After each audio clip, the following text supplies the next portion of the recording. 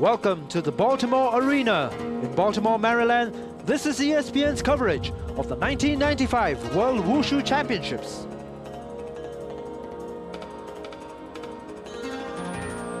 And the categories of competition for the World Wushu Championships, it's the Taolu, or the forms, and there we have the men's and ladies competition. And in the full contact fighting, that'll be the men's competition in the Sanshou. For the Taolu, that's the changquan, the nanquan, the broadsword, sword play, spear play, staff cudgel play, and tai chi chuan. And here we have a look at the full contact fighting. This is known as Sanshou.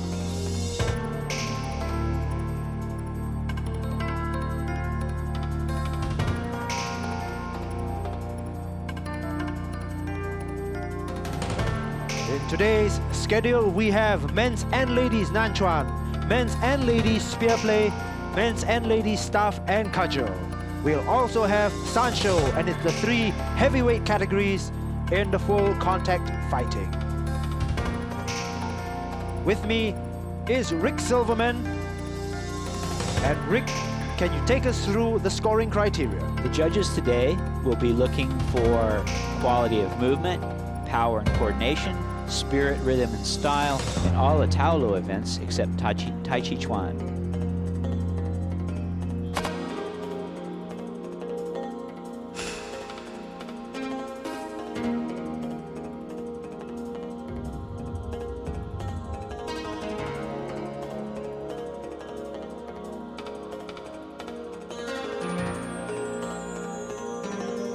This is the men's Tai Chi Chuan from the other day. Here's the women's, ladies' staff and cudgel.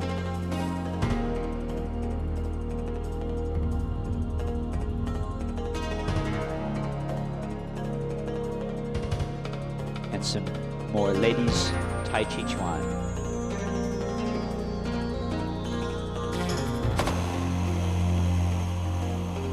And men doing the Tai Chi.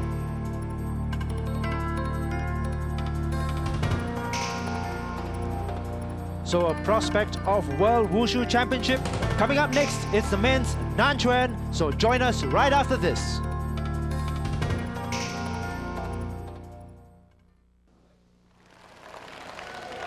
Welcome back to ESPN's coverage of the 1995 World Wushu Championships from Baltimore, Maryland, USA.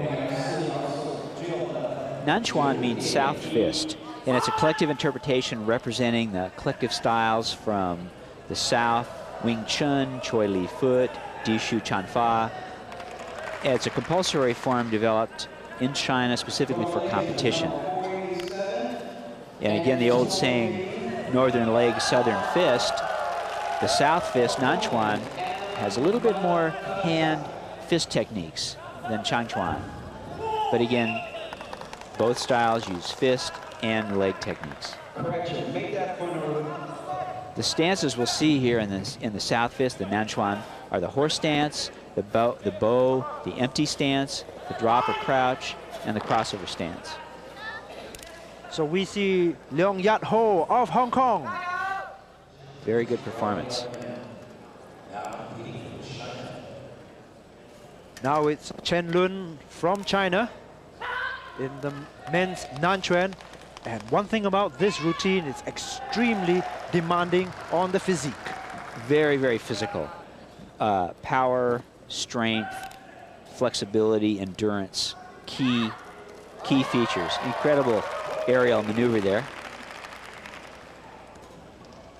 Palm strikes, low horse to a bow stance. Beautiful kicks, fist. You'll see each move is a distinct martial application. Punching, blocking, grabbing, pulling in, tearing, ripping, kicking. Again, nanquan, south fist, a little bit more emphasis on hand techniques, arm techniques than in the changquan. But still, kicks, turns. Again, flexibility is the key of the 4. Very strong.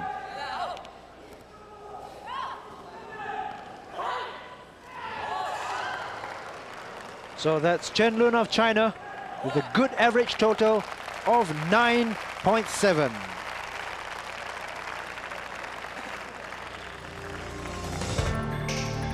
But eventually, that was not enough to catch Leong Yat Ho of Hong Kong with his score of 9.73 for the championship. And Chen Lun at 9.70 had to be contented with sharing second place with Poon Chee Kong of Malaysia, Kim Jong Ye of Korea, and Tan Yao Kwan of Singapore. Coming up right after this, it's the first of the Sanshou we have for you in the 1995 World Wushu Championships.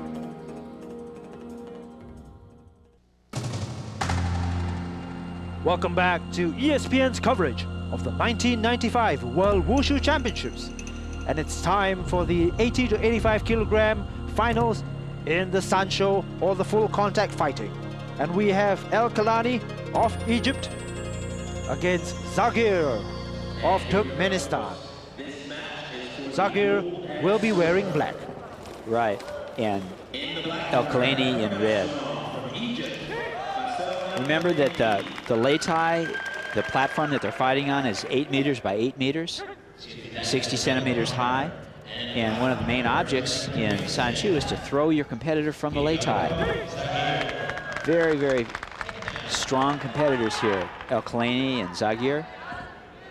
Both men experienced fighters. Both very strong, very aggressive in the first round. Notice the flexibility there as El Kalani went down and almost a full split.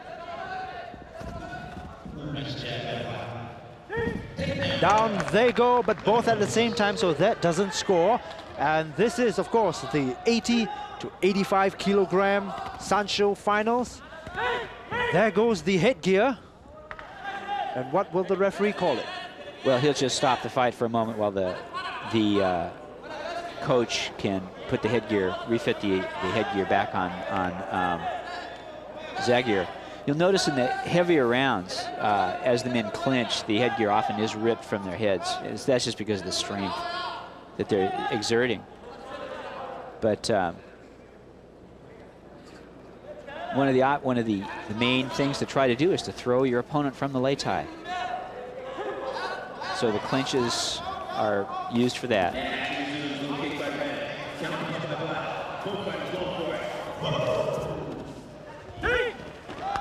And down both men go and off the lei tai here in this second round. And I think there'll be no score either way since they went off together. Yes, that's right. They both, when you both simultaneously fall from the lei tai, it's no point. Okay, black down there. El Kalani looking. Oh, Zagir making some points.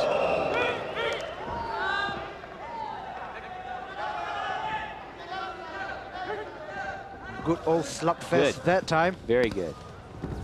El Kalani's just windmilling in.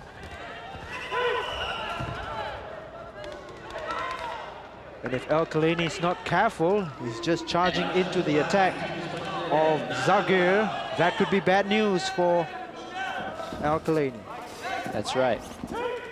And there goes El Kalani's headgear. Now the ref will have Zagir go to his side, and he'll watch to make sure that, and there he's warning the official not to, or the coach not to talk to his competitor. Remember, that's not allowed for the coach to give any instructions to the competitors during the match.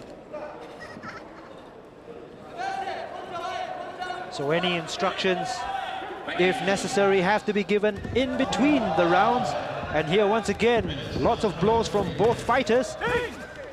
Both men going at it very, very strongly. They're exerting a lot of energy. It shows the kind of heart that one must have to be a Sanshou competitor.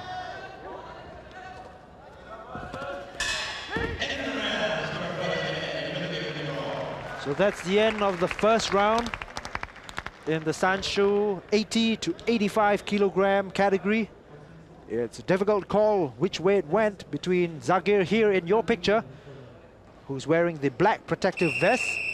He's from Turkmenistan. And he'll step back onto the lei tai to face Basel El-Kalani of Egypt in round 2.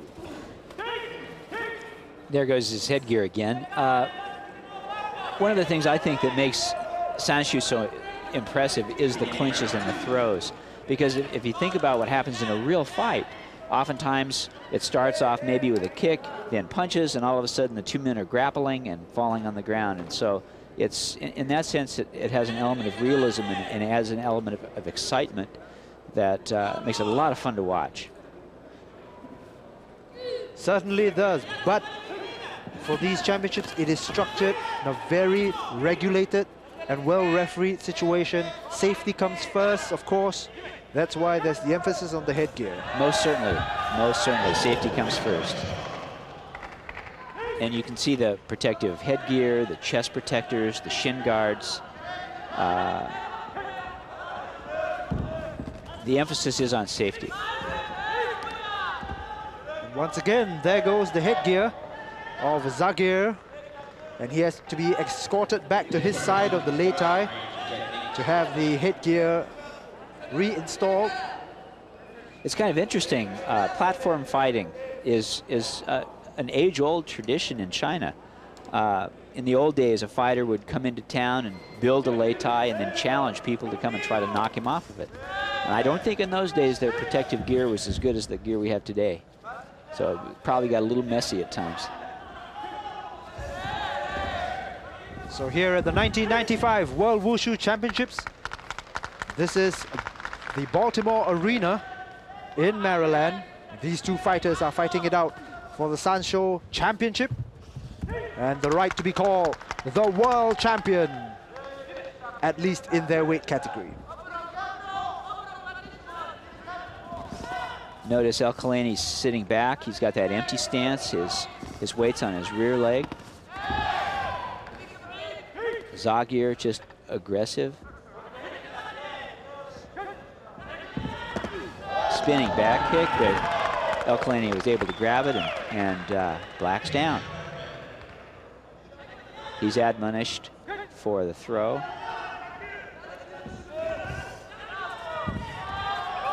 That time, more protective gear flying. I think it was the mouthpiece. Yeah, Zagir's mouthpiece. So this 2-minute round is taking a long time with all the stoppages. That's right, Alexius. It might seem to stop the action a bit, but these guys get a chance to rest. So from their point of view, it's probably a good thing. Gives them a little bit of a break.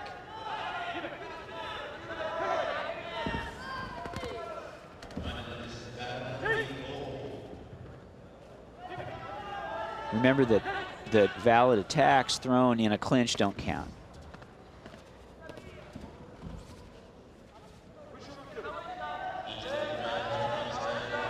This is the Sanshou finals of the 80 to 85 kilogram category.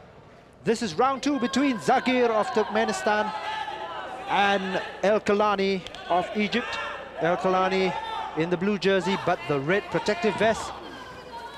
He's facing Zagir of Turkmenistan. And if they're in that clutch too long, the referee has to call a clean break. That's right, Alexius. He'll call it for safety. And again, these men are accomplished martial artists. Whoa, beautiful. These men are accomplished martial artists, but yet you'll notice that they rely on the basic stances, the basic strikes and kicks. Zagir going for the sweep.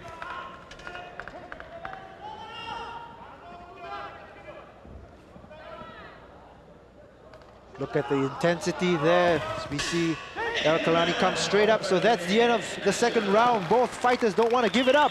No. And Zagir thinks he's won it, but we'll have to confirm from the umpire's table. It's a close one. It's a close one.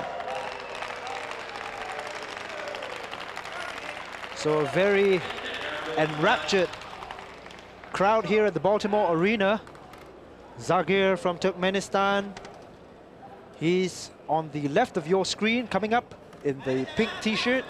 And Al-Kalani now joining the referee for the announcement. It's Zagir who's won it. He's the champion of the Sanshou 80 to 85 kilogram category.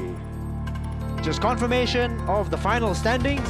Zagir first, Basel Al-Kalani of Egypt, he's second, and Maganov Shamil of Bulgaria, he's third in the Sanshou.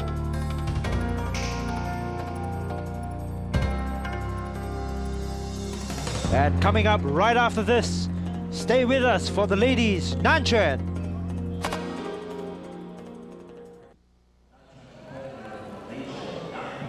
Welcome back to ESPN's coverage of the 1995 World Wushu Championships. It's time to join the ladies' nanquan. And we have nsho from Hong Kong. And a very strong competitor. She's 28 years old, and she also competes in multiple events, the spear, the sword, and changquan. So she's a full-service competitor. Beautiful aerial. Again, the nanquan is the south fist. It's a distillation or a synthesis of styles from the south of China, more Wing Chun, Choi Li Foot, Dishu Chanfa. And it's a compulsory form that was developed in China, specifically for competition, relying a little bit more on hand and arm techniques and less on kicks than the changquan. Again, going back to the old expression, northern leg, southern fist, which relates to the generalizations about the styles in the north and the south of China. Doing a beautiful job. Notice, nice horse stance, into a drop or cross stance, crouch stance, I'm sorry. You'll see palm techniques, fist techniques, lots of power. Again, the power, as in all martial arts, the power must come from the waist and hips. So that was nsho of Hong Kong with a good score, an average, a clean average of 9.75. She's clearly happy with her routine, but it remains to be seen whether this person, Lei Fei of Macau, in the ladies' nanquan, can she overtake Remember, was at 9.75, so Lei has the target to aim for. Lei also a very strong competitor, but a quite different style from Note the spirit yell. Same routine, but a different style. Very distinctive, very crisp. There's her aerial with kick. Horse stance to bow, cross.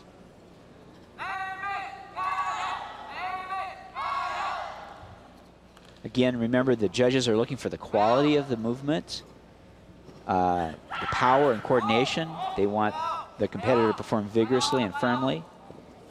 And they're also looking for spirit, rhythm, and style. Of course, flexibility, power, speed, endurance are all important factors. The routines last from 1.5 minutes to 2 minutes. Beautiful job.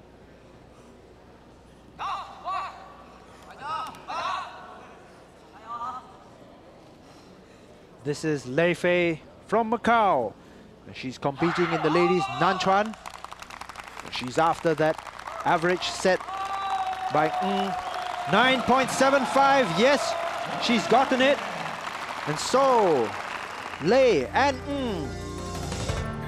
are given joint first place here at the ladies' nanquan with Nguyen Phuong Lan from Vietnam, just a notch lower at 9.70.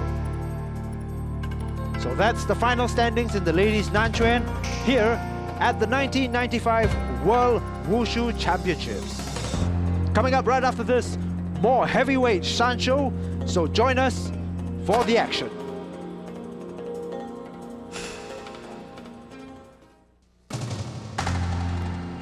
Welcome back to the 1995 World Wushu Championships. And now we have the Sanshou 85 to 90 kilogram finals. And that's between Bernard Svir of Lebanon against Kazber Jasprov of Russia.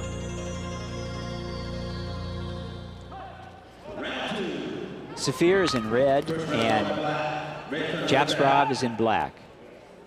This is round 2. Whoa, beautiful. Very, very solid takedown. Beautiful technique. Tried for that sweep again.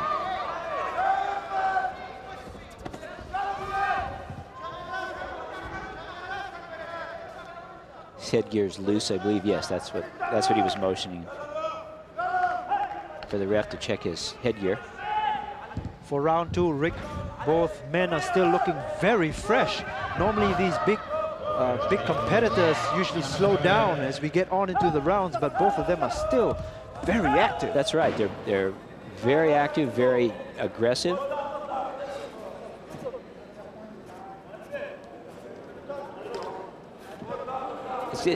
It's interesting. Often the martial artists, again, these are martial artists, accomplished martial artists. If they're good at Sanshou, they probably wouldn't be as good in the forms. They wouldn't be as precise because the emphasis is different on the full contact fighting. Just as a Sphere, the beautiful front kick on Jasprov. Sphere trying for that sweep to Jasprov's back leg. So back to your previous point on the switch between Taolu and Sanshou.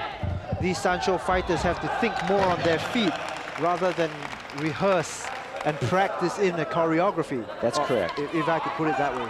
That's a very good way to put it, Alexius. It's exactly right.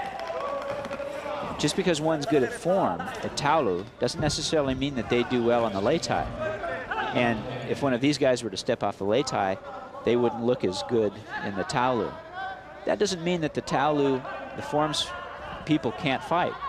That doesn't mean that at all. Again, we're just talking about emphasis, difference in emphasis. Both men whacking away at each other. Trying to...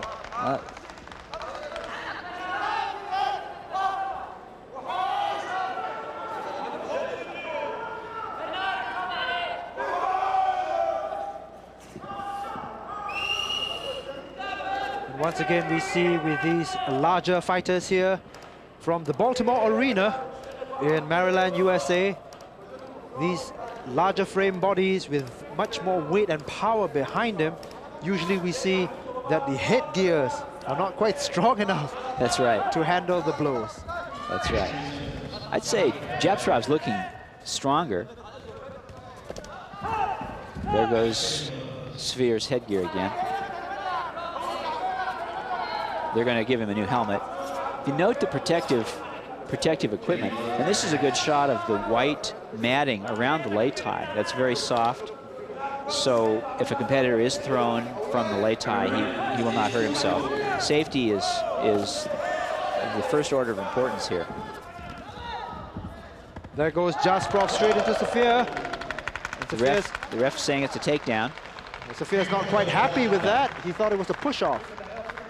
But it's legal.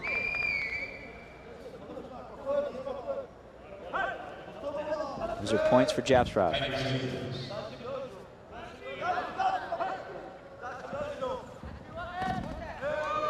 Now each participant must wear the headgear, the chest protector, the shin guards. And Sphere was hurt with that one. He felt that one. Jasprov looking very strong, very centered.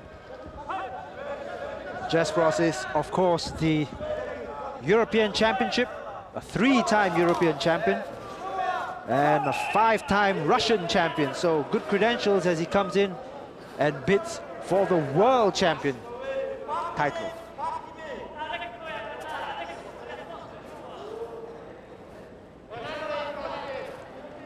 He looks in this round. He's looking stronger, very strong, I think Sphere is feeling the effects of his blows. Well, it's interesting to see that Sphere was trying to rally the home crowd here in Baltimore, Maryland by choosing his choice of trunks. That is interesting, isn't it? But he seems to be coming off the worst end as far as the actual Sanshou is concerned. And Jasprov is certainly looking very, very confident indeed.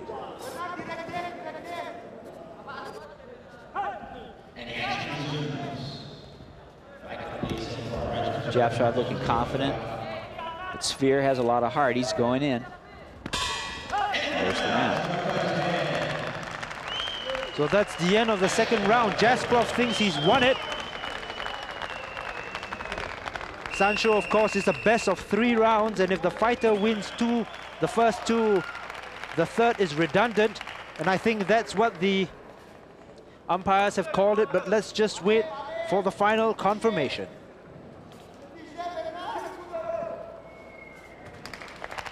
And yes, indeed, Kasper Jasprov from Russia has won the Sanshou 85 to 90 kilogram category. Bernard Zafir of Lebanon, he was second, with Lino Borges of Portugal coming in third.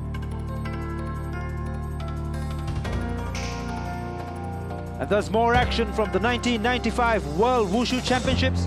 It's time for the men's spear play, so join us right after these messages.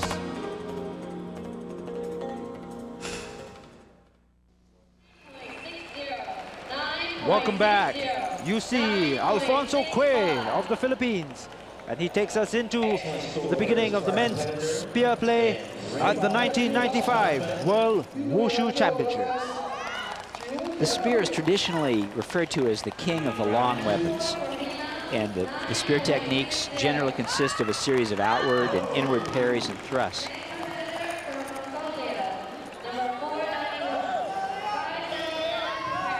You'll see the flexibility of the spear itself. It's made from white waxwood, which looks strong, but is very flexible. The actual combat spear would be made of a hardwood and would not be as flexible.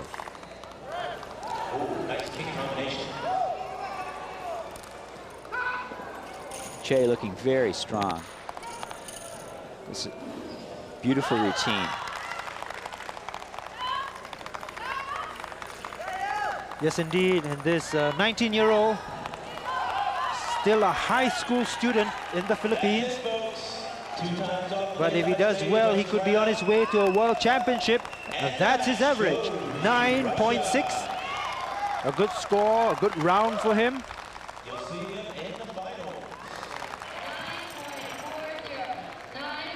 And Saitem Saad of Macau, he'll be after that 9.6 score. Also in the same men's spear play. Saitem with a different style altogether. Same routine, but looking very crisp, very strong, real solid.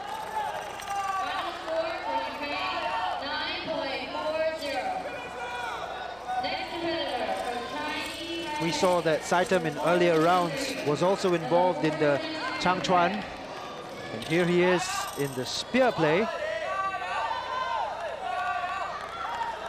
The twirling movement you see there is called double-headed movement, and normally in actual combat that sort of movement wouldn't be used with the spear. It's more for this sort of activity, form or demonstration purposes. It's still beautiful.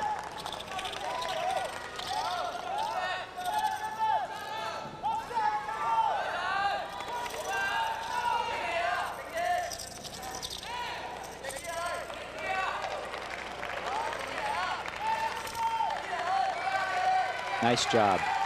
He also, his score is 9.6. And a good average for Saitem Saad. So as it stands, he has to be contented with sharing first place with Alfonso Que of the Philippines, both at 9.60. And second place is Woody Wong of the USA with a good score of 9.53. and they were all in the men's spear play competition.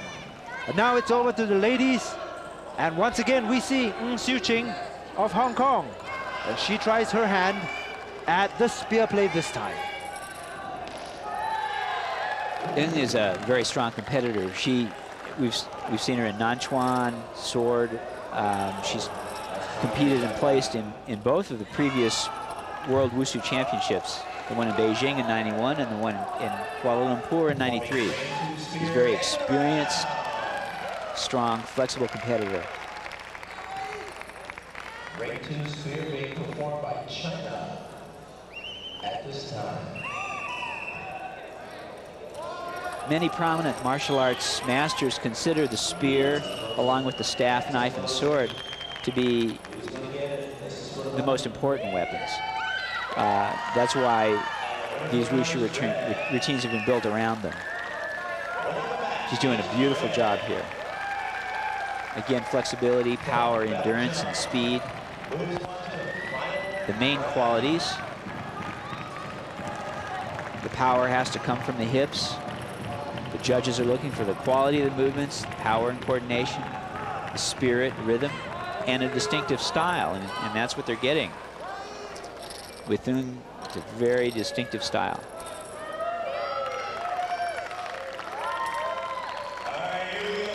Beautiful job. Certainly was. Nsho of Hong Kong with a very good score of 9.6. That's a very, very good average to take in this final rounds. In the ladies spear play now, it's Yuri Kaminawa of Japan, and she knows she's got 9.6 to go after if she wants to be the world champion, at least in spear play.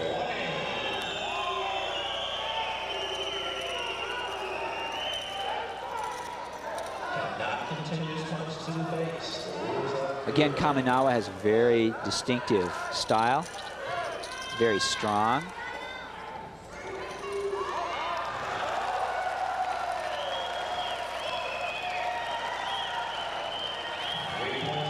In all these events, the weapons events, the weapon is, as I've said before, it must be an extension, a natural extension of the body. It has to appear that it's just a part of your arm, hand, leg. Again, the twirling motions, the twirling routine called double-headed, in which you'd use both ends of the staff or spear. Incredible kinesthetic sense in all these competitors, knowing exactly where they and their weapon is at all times. But certainly to just transplant this into a setting of a competitive sport with boundaries and time limits, this is certainly something remarkable. It certainly is. It's a synthesis of the fighting styles of a number of different, oh, excellent. So Yuri Kaminawa with a score of 9.57. Unfortunately for her, she was unable to catch Nsho of Hong Kong, who goes away with the first place at the ladies spear play. Kaminawa gets second, and Mian S. Shi of the Philippines, she's third in the ladies spear play. Coming up right after this, it's more Sanshou.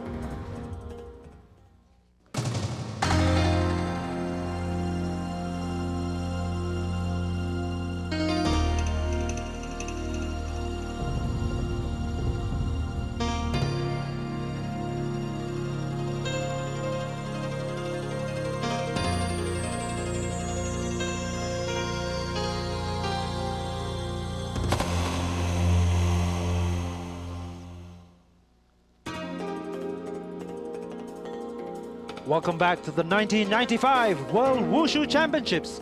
And now it's the super heavyweights, I might say, for the Sanshou. Rabi Sadri El Bandri against Musef Hassan. And that's how they got into the finals. Hassan of Tajikistan and El Bandri of Egypt. El Bandari is wearing the red and Hassan is wearing the black. And already red down.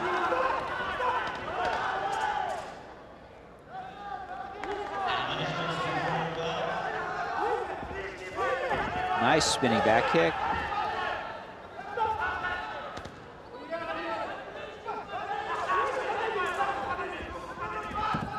Nice round kick, but it missed. Again, both men trying to force each other from the lei tai. Hassan is an experienced fighter. Hassan in black. He's the Central Asia champion in Sanshou for the over 90 kilograms for the last 2 years. Although this is his first time in the World Wushu Championships. And he's won the 73 of his 80 fights. So he's an experienced and real strong competitor. Bandari getting a back fist there, but being forced from the lei tai by Hassan, who gets 3 points for that. Once again, Rick, we see the competitors with a bit of gamesmanship, perhaps trying to win over the crowd. We see Hassan with the t-shirt, prominent on his sleeves, the flag of the host country, the USA. Of course, we're in Baltimore, Maryland, and this is the heaviest of the heaviest. That's right. The 90+ kilogram category. At that time, Hassan loses his balance. That's a point for Bandari.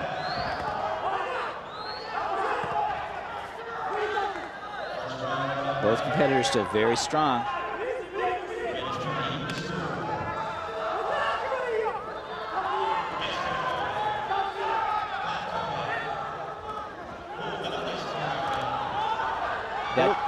Now, Bandari's fist to Hassan's face didn't count because they were in the clinch. Both men down simultaneously. Indeed, Rick, it looks like both fighters are breathing hard now. Oh yeah, they're tired. Yeah, we're into the second round already, and they're really sucking air here and trying to buy a little time with these clutches. These are big men, and they're wearing themselves out, pushing each other around. Front thrust kick into the ribs of Hassan. No point.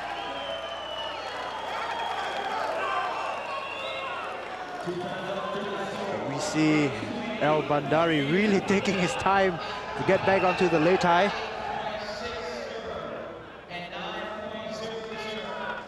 Yeah, Bandari looks a little more tired than Hassan at this point. Yes, and Hassan looks very eager to get on with the action, even before the referee called it. Again, Bandari missed with that back fist. Placement is really important. Placement, distance, speed. If you can be really fast, but if you can't put your fist where it needs to be, it doesn't matter.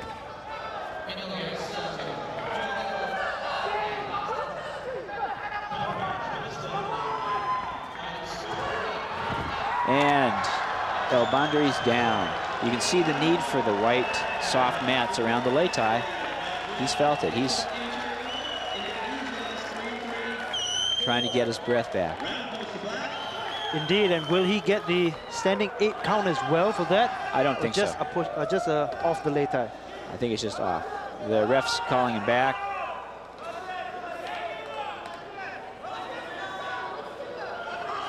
And Hassan is the winner. Yes, they've ended that one there.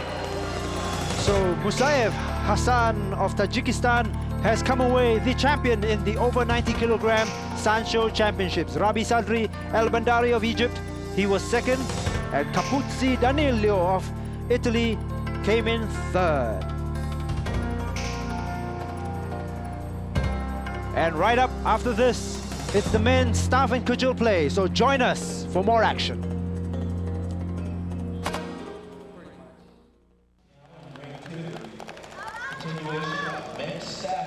Welcome back to the 1995 World Wushu Championships. It's time to watch the men's staff and cudgel. Staff is known as the father of long weapons, and it's probably the predecessor of all the others. It was the earliest. And you'll see both single-headed and movements and double-headed movements in this.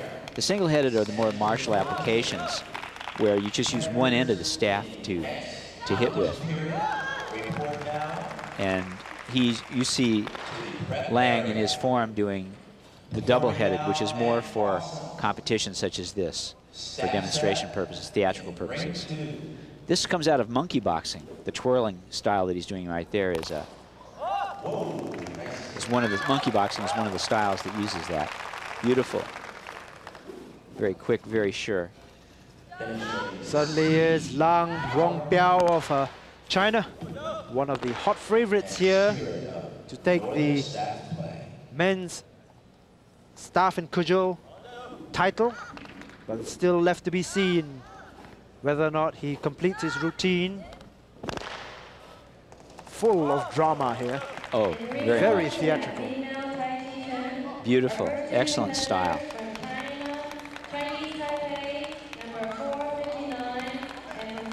And an outstanding score. Yes, indeed. Lang Rongbiao of China just completed his routine, and Park Chang-dae of Korea, well, he knows his target. He's going all out to get it. To the Sanshou staging area now. All coaches with athletes. Staff maneuvers are called either single-headed or double-headed. Single-headed is where you just use one end of the stick, like I said before. The double-headed is used more in demonstrations and theatrics and competitions, where you would use both heads of the staff. Park very strong, very energetic. The coaches are looking for the quality of movement, power and coordination, spirit, rhythm and style. The power, of course, will come from the hips. Beautiful twirling there. Again, coming out of a system like monkey boxing. Park, of course, a very, very experienced practitioner. He's been in International Wushu Championships since 1989. And he's been at the Asian Games and the first and second World Wushu Championships as well. So he knows what's expected of him if he intends to become the champion. Yeah, Park is a very experienced competitor, very strong.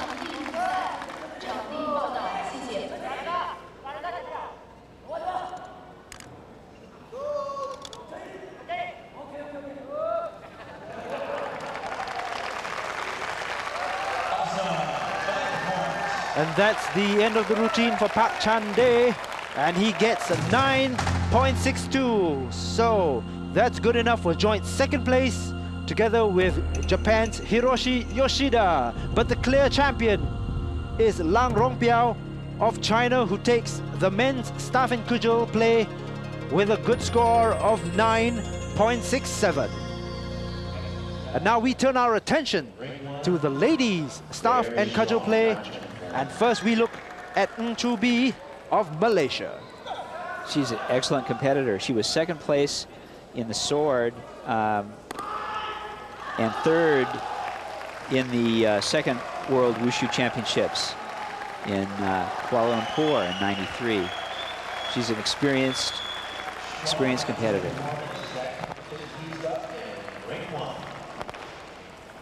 She has all the qualities that a coach looks for in a participant, which is flexibility, power, endurance, and speed.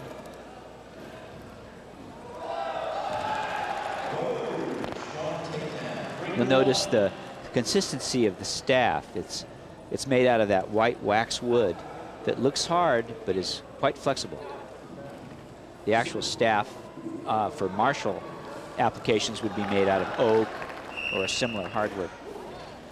That was nsho of Malaysia, and she's got 9.38. And right here is Kim An-soon of Korea, and it's her turn to go up for the staff and cudgel. So we take a quick look at her in full concentration and determination.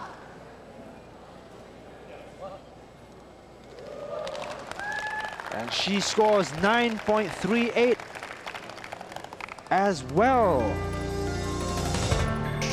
So indeed it is a joint first place between Malaysia's nsho and Korea's Kim An-soon. At second place, it's Arintus with 9 0.37. So we've had great action. Join us right after this.